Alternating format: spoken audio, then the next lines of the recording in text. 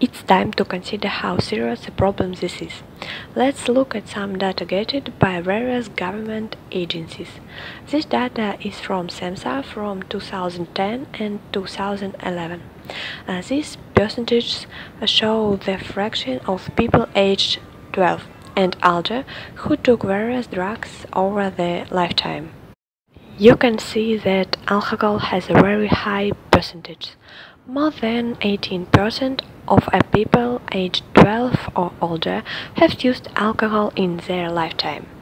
For other drugs, the percentages vary and gradually get smaller. For example, only a small number have used heroin in their lifetime.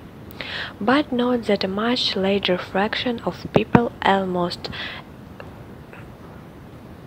13%, have used prescription painkillers, which are the same. They're opiates. Now what about the costs of drug use? I think they're far greater than most people would imagine.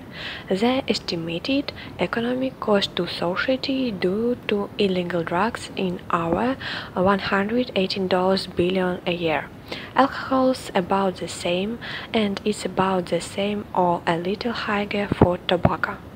To the total for 2004 has 559 billion, which is an astounding number.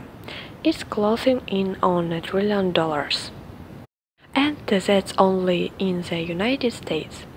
That amount of money could create thousands and thousands of jobs.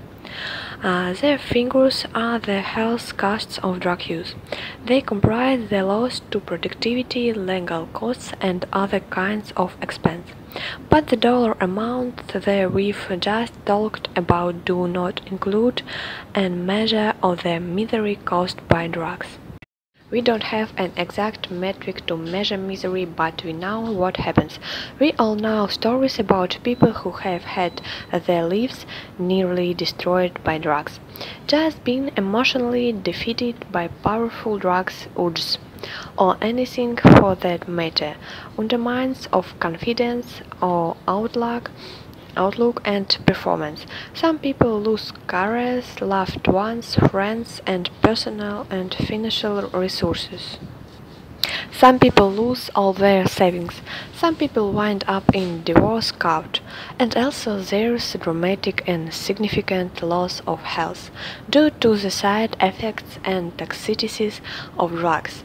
When health is neglected, such as when addicts and are when health is neglected, such as when addicts are preoccupied with finding and taking drugs, problems occur.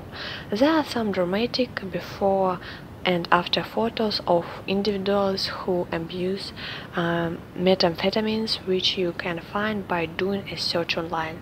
Some drugs cause a big change in your life with terrible consequences for your health. We can also look at the brain and the change that occur after chronic drug use. Consider the prefrontal cortex, which is very important for our functioning. It's believed to enhance activity that we need to reach goals and to inhibit irrelevant activities. It's involved in emotional regulation.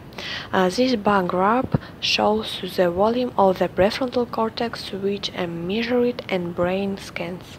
The volume of the healthy prefrontal cortex is shown by the bar on the left, and the volume of the prefrontal cortex in alcoholics is shown in the middle. Note the dramatic reduction in brain volume. The bar on the right is the volume of the prefrontal cortex in schizophrenic patients.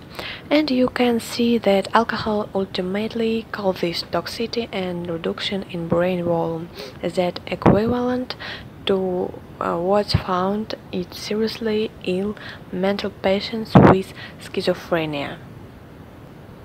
Now there is some question as to whether the brain volume is reduced before people start drinking, but in general it's accepted that the reduction in brain volume is mainly due to the consequences of drinking alcohol repeatedly over a long period